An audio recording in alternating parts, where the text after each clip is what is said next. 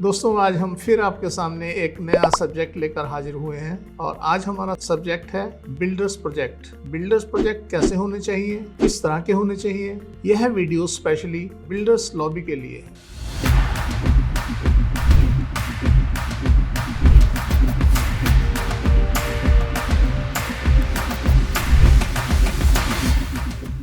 तो दोस्तों, जब घर का चयन किया जाता है, अपने लिए सुखद स्थान का चयन किया जाता है, तो उसमें एक बहुत बड़ा रोल प्ले कर रहा है आज का बिल्डर ग्रुप। बड़े बड़े बिल्डर ग्रुप आज हमारे आसपास हैं और हमने वहां देखा कि कई प्रोजेक्ट तो स्टार्ट ही नहीं हो पाते और कुछ प्रोजेक्ट स्टार्ट होते हैं और बंद हो जाते हैं और कुछ प्रोजेक्ट जो बंद तो जाते हैं किसी तरह और बिकते नहीं, और कुछ प्रोजेक्ट जो हैं उनमें लिटिगेशन आ जाती है और वो लिटिगेशन बिल्डर को भी और प्रोजेक्ट को भी धराशायी कर देती है। बड़े सारे बिल्डर ऐसे हैं जिनके साथ ऐसी अवस्थाएं आती हैं। तो दोस्तों, इसके पीछे क्या कारण है और किस तरीके से इसका निवारण होना चाहिए, आज हम इस विषय पर चर्चा करेंगे। दोस्तों, अगर हम बात करें दिल्ली से गुड़गांव बेल्ट की, तो आप देखेंगे यहाँ पे बहुत सारे प्रोजेक्ट बंद पड़े हैं। जब आप इस रोड पे चलेंगे तो आसपास आप देखेंगे दोनों साइडों पे प्रोजेक्ट बंद पड़े हैं। जब हमने उसका सर्वे किया तो उसका कारण सिर्फ और सिर्फ था कि कंपैटिबिलिटी, जो बिल्डर है उसकी कंपैटिबिलिटी गुड़गांव से नहीं बन रही थी, जो एक मुख्य कारण बना और वह प्रोजेक्ट बंद पड़े। अब जब तक वो प्रोजेक्ट कहीं बिकेगा नहीं, किसी और के पास जाएगा नहीं, तब तक वो प्रोजेक्ट चलेगा नहीं। यानी उसके पास जाए जिसकी कंपैटिबिलिटी आपके गुड़गांव से बनती है। तो दोस्तों, यहाँ अब हम बात करते हैं कि बिल्डर प्रोजेक्ट को किस तरीके से उसका समायोजन करना चाहिए, उसका प्रबंधन करना चाहिए, ताकि सक्सेसफुली हम उसको अचीव कर सकें और हम उसमें से मुनाफा कमा सकें और हम लोगों को भी सुविधाएं प्रदान कर सकें। जब दोस्तों हम ये सोचें, या बिल्डर जिसने किसी प्रोजेक्ट को बनाना है, सबसे पहले प्रथम काम उसका होता है स्थान का चयन। अब वह स्थान का चयन कैसे करें? अक्सर ऐसा देखा गया है, बिल्डर कहीं भी जहां उनकी समझ आती है वहां पे लैंड लेते हैं और प्रोजेक्ट बनाना शुरू कर देते हैं। यह तरीका ठीक नहीं है दोस्तों, यह गलत तरीका है। सबसे पहले अपना एस्ट्रोलॉजिकल एनालिसिस कराना चाहिए कि आपको कौन सा शहर सूट करता है या नहीं करता। जब यह सब में आप आश्वस्त हो जाएं, तभी आपको उस शहर में जमीन लेनी चाहिए और जमीन लेकर उसके ऊपर अपना प्रोजेक्ट बनाना चाहिए। अब क्या होता है, आपने जमीन तो ले ली, पर क्या आपने उसमें देखा कि वह जमीन की मिट्टी कैसी है? दोस्तों, बड़ा महत्व है इस चीज का। अगर आपने वैश्या भूमि नहीं है तो आप लाभ नहीं कमा पाएंगे। कहीं शुद्रा भूमि आपने इस प्रोजेक्ट के लिए ले ली तो वह प्रोजेक्ट तो कंप्लीट होने में ही रुला देगा आपको। दोस्तों, इसमें ब्राह्मणी और वैश्या भूमि की जरूरत होती है, जिसे आप अगर साधारण आदमी देखे तो पीली मिट्टी या अच्छे खेत की मिट्टी, उपजाऊ खेत में अपना यह प्रोजेक्ट बनाना चाहिए। तो दोस्तों, इस तरह भूमि का या मिट्टी का रंग बड़ा महत्व रखता है। उसके बाद आती है उसकी शेप, कि भूमि की शेप क्या है। अब होता क्या है, एक प्रोजेक्ट के लिए आपको 20 एकड़, 50 एकड़, 100 एकड़, 200 एकड़ या कुछ भी आपको लैंड चाहिए होती है। अब जब क्या होता है, आपको अगर सिंगल भूमि का टुकड़ा नहीं मिल रहा तो आपको भूमि इकट्ठी करनी पड़ती है। जब आप इकट्ठी करते हैं तो उसकी बड़ी डिफरेंट शेप आ जाती है। वास्तुशास्त्र में इसका भी इलाज है कि अगर आपके पास बी शेप के खंड हैं तो उनका समायोजन कैसे किया जाए, उनका प्रबंधन कैसे किया जाए। तो इसमें शाल की व्यवस्था की जाती है जिससे कि उसका दोष दूर हो जाता है। तो दोस्तों, जब हम इस तरीके से अपने भूखंड का चयन कर लेते हैं तो उसके बाद बारी आती है उसका नक्शा बनाने की। तो दोस्तों, होता क्या है, आज जो मॉडर्न आर्किटेक्चर है वह वास्तुशास्त्र की तरफ ध्यान नहीं देता। हमने बहुत बड़े बड़े और बड़े कीमती प्रोजेक्ट देखे हैं जो फेल हो गए हैं। अब फेल होने में देखिए, ये जो भूमि का काम है इसमें अधिकतर ऐसा देखा जाता है कि नुकसान के चांसेस कम होते हैं। परंतु अब ऐसा भी होता है कि आप कितना ही बढ़िया प्रोजेक्ट बना लें, बिकता नहीं, या बिकता है तो आपको लॉस होता है, या उसके अंदर कुछ उलझने आ जाती हैं और आप खींचे फिरते हैं। सरकारी आपदाएं, सरकार की तरफ से कुछ ऐसी नीतियों का प्रयोग हो जाता है आपके ऊपर कि वह प्रोजेक्ट भारी पड़ जाता है आप। तो दोस्तों, वास्तु शास्त्र इन सब चीजों की गारंटी लेता है कि अगर वास्तु के अनुरूप आपका प्रोजेक्ट है तो डेफिनेटली ये सारी विघ्न बाधाएं नहीं आएंगी। आपका प्रोजेक्ट बनेगा और बिकेगा और बढ़िया तरीके से चलेगा। तो आपको अपने नक्शे मैप इस तरीके से बनाने होंगे कि उसमें वास्तु को पूरी तरीके से लागू किया जाए, जिससे कि आपका प्रोजेक्ट सफलतापूर्वक संपन्न हो और वह आपको लाभ देकर जाए। तो दोस्तों, इसके लिए यहीं से कहानी शुरू हो जाती है, इसके चित्र बनाने की, इसका मानचित्र बनाने की। अब दोस्तों, क्या होता है आज हर प्रोजेक्ट में क्या है, आप नोटिस करेंगे अक्सर सभी प्रोजेक्ट के अंदर रहने वाले त्रास से रह रहे हैं, सुखी नहीं हैं। एक प्रोजेक्ट गुड़गांव में ऐसा है जिसके अंदर एक फ्लैट 100 करोड़ का है, या 50 करोड़ का है, या 70 करोड़ का है। उस प्रोजेक्ट में भी रहने वाले लोग सुखी नहीं हैं। दूसरी बात ये समझ लीजिए कि इतना भव्य प्रोजेक्ट बनाकर भी वहाँ पे सुकून या सुख नाम की चीज नहीं है। दोस्तों, जब हमने अंदर से जाके देखा तो उसके नक्शे इस तरीके से बने हुए थे कि वहाँ आदमी सुखी रह ही नहीं सकता। उस प्रोजेक्ट में सिर्फ 10% फ्लैट ऐसे हैं जो ठीक हैं।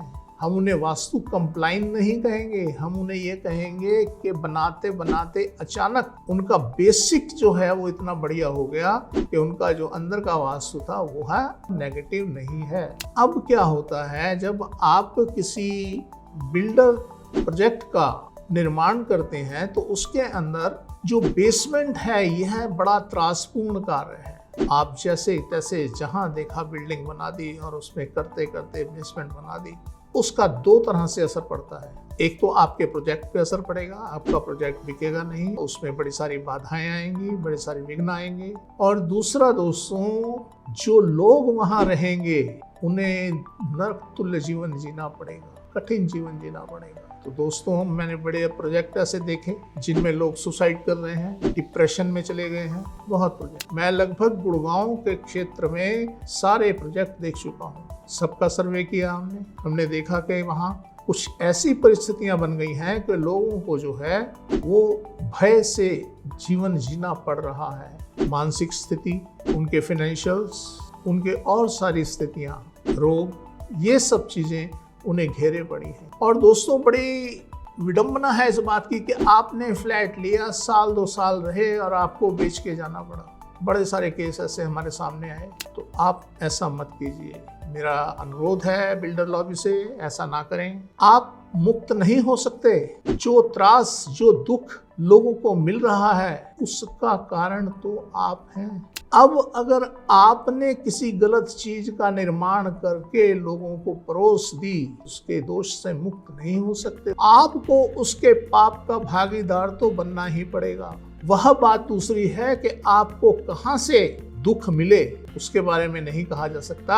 होता क्या है, हम गुनाह करते हैं एक जगह और दुख मिलता है कहीं और से। तो दोस्तों, मेरा बड़ा अनुरोध है आपसे कि आप इस बात पे ध्यान दें। आज की डेट में अगर हम किसी भी बिल्डर प्रोजेक्ट में देखें तो वह वास्तु कंप्लाइंट नहीं होता। क्यों नहीं होता? कि बिल्डर्स का तो एक ही लक्ष्य होता है, लाभ कमाना, और दूसरा लक्ष्य होता है कि वह स्मूथली बन जाए। अब वह स्मूथली बनता भी नहीं, बिकता भी लेट है, तरीके से नहीं बिकता। वो बात दूसरी है कि समय अनुसार लैंड के रेट बढ़ते चले जाएं और उनके प्रॉपर्टी के रेट बढ़ जाएं, परंतु फिर भी जो वहाँ रहने वाले हैं, जो अपना सब कुछ दाव पे लगाकर आपके यहाँ रहने आए हैं, अगर उन्हें वहाँ दुखद स्थिति में जीना पड़ रहा है तो इसके जिम्मेदार आप हैं। और यह जिम्मेदारी आपको कहीं ना कहीं भुगतान करने पर मजबूर कर देगी।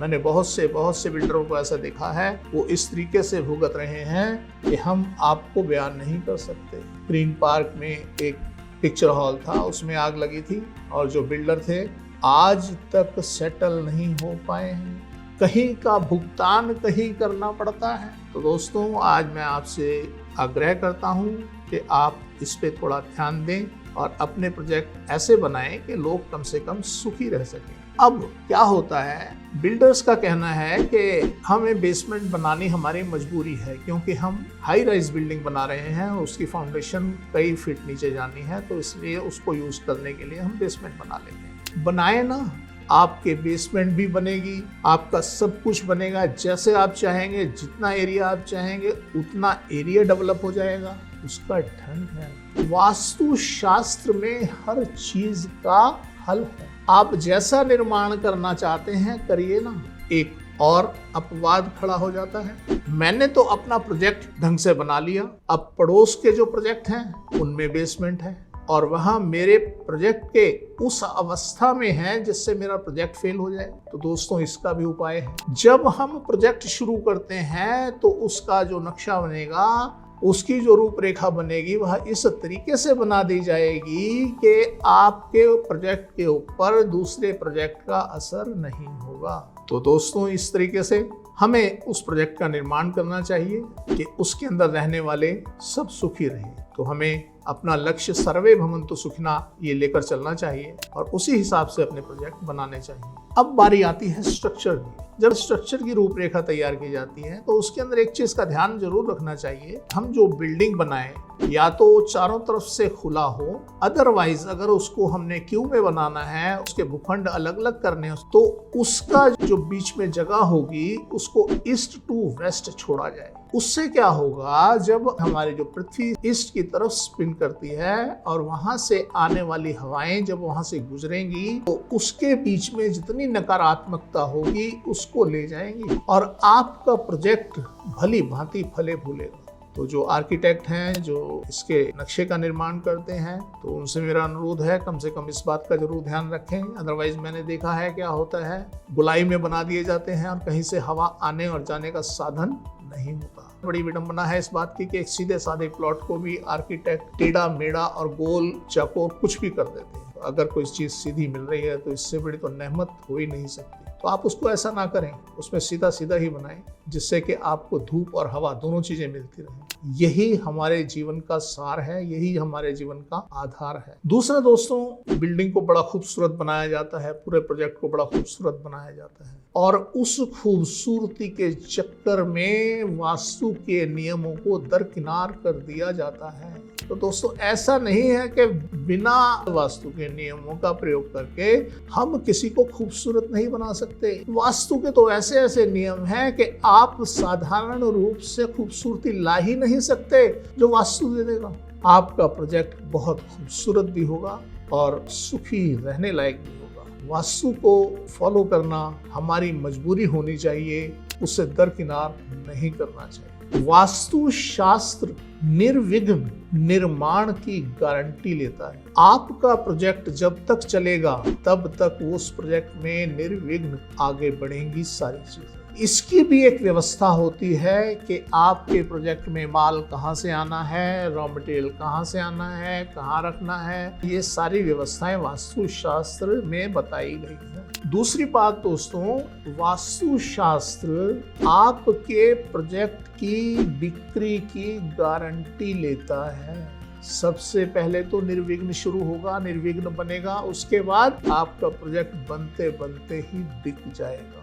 आपको विशेष एफर्ट नहीं करने पड़ेंगे। दूसरा दोस्तों, कई बार क्या होता है, प्रोजेक्ट इसलिए बंद हो जाता है कि आपके पास फंड्स की कमी हो गई, फंड्स नहीं रहे या मिसमैनेजमेंट हो गई। आपने जो फंड्स आपके प्रोजेक्ट में आए थे किसी दूसरे प्रोजेक्ट में लगा दिए, कुछ भी थे। आपके प्रोजेक्ट की रचना इस प्रकार से की जाएगी कि आपके पास उस प्रोजेक्ट को लेकर फंड्स की कमी ना आए। यह व्यवस्था भी वास्तु शास्त्र में बतलाई गई है। दूसरा होता है सरकारी तंत्र से परेशानियां। आप वास्तु शास्त्र का प्रयोग करके, वास्तु के नियमों का प्रयोग करके इस दुविधा से बच सकते हैं कि सरकारी तंत्र आपके लिए कोऑपरेटिव हो, ना कि परेशानी का सबब बने।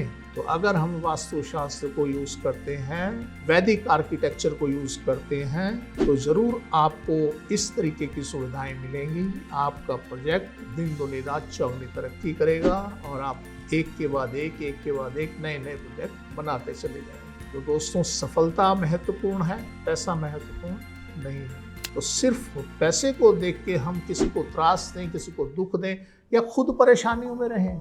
जैसा कि आपने अगर सुना होगा कि हम 4 पुरुषार्थों में रहते हैं। इस पृथ्वी पर जो भी जीव है उसको 4 पुरुषार्थ के कॉन्सेप्ट और नियम से तो गुजरना ही पड़ता है। जो 4 पुरुषार्थ हैं, धर्म, अर्थ, काम और मोक्ष। हमारा धर्म क्या कहता है? मानव जीवन के लिए हमें तत्पर होना चाहिए और इस तरीके के कार्य से बचना चाहिए जिससे किसी को त्रास मिले। आज मैं यही समाप्त करता हूँ इस वीडियो को। इसमें है तो बहुत सारी बातें करने की, पर क्योंकि वीडियो लंबी हो रही है हम यहीं से ख़त्म करते हैं। और आपके जो क्वेश्चन हो आप कमेंट बॉक्स में लिख सकते हैं। आज इसी के साथ मैं विदा लेता हूँ।